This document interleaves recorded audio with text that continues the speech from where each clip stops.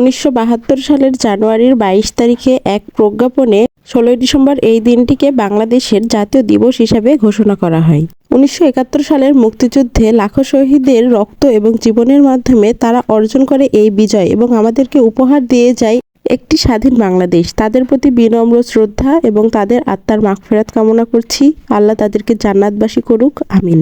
মহান বিজয় দিবস 2024 উপলক্ষে উপজেলা প্রশাসন বাঘা রাজশাহী বিজয় মেলা 2024-এর আয়োজন করে। এখানে উপস্থিত ছিল বাঘা উপজেলার বিভিন্ন উদ্যোক্তা তাদের নিজ নিজ পণ্য নিয়ে এবং তারা তাদের পণ্যটা সবার সামনে তুলে ধরেছে খুবই সুন্দরভাবে। একজন উদ্যোক্তার সফলতা তার পণ্যটা সবার সামনে তুলে ধরতে পারে, এটাই তার পণ্যের মান বাড়লো এবং যেসব দর্শনার্থী দেখছে তাদের মধ্যে অনেকেই উদ্যোক্তা হওয়ার জন্য উৎসাহিত হবে। এত সুন্দর একটা আয়োজন করার জন্য ধন্যবাদ জানাই উপজেলা প্রশাসনকে, সাথে ধন্যবাদ জানাই টিওনো ম্যাম এবং উপজেলায় কর্মরত সকল অফিসারদের এবং দর্শনার্থীদের। আমি অব্বুর সাথে গিয়েছিলাম বিজয় মেলা 2024 এটা উপভোগ করতে। সুন্দরভাবে বেলুন দিয়ে সাজানো ছিল আর ওখানে উপস্থিত ছিলেন উপজেলা প্রাণী সম্পদ, পল্লী উন্নয়ন, কৃষি সম্প্রসারণ ইত্যাদি সবার নিজস্ব স্টল ছিল মেলাতে। কৃষি সম্প্রসারণের স্টলে বসেছিলেন মাশরুম নিয়ে এবং মধু নিয়ে। আমি দেখলাম সব পণ্যের মধ্যে বা যা যা পণ্য ছিল সব থেকে বেশি ফুরিয়ে গেছে বা বেশি সেল হয়েছে সেটা হচ্ছে মাশরুম আর এই মধু।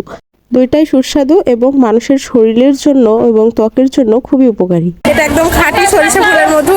এখানে যে মধু নিয়ে এসেছেন এটা কি চাষকৃত মধু? হ্যাঁ, আমার নিজস্ব খামার থেকে উৎপাদন করা 100% সরিষা ফুলের খাঁটি।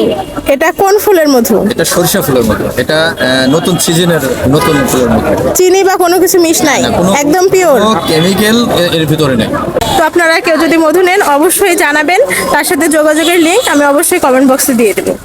কৃষির যে কোনো কিছুর প্রতি আমার দুর্বলতা এবং ভালো লাগা সবটাই কাজ করে। মাশরুম মধু যখন কৃষি অফিসের স্টলে বসেছে তখন মধুটা কতটা খাঁটি এটা আমি সবার সামনে তুলে ধরার চেষ্টা করেছি।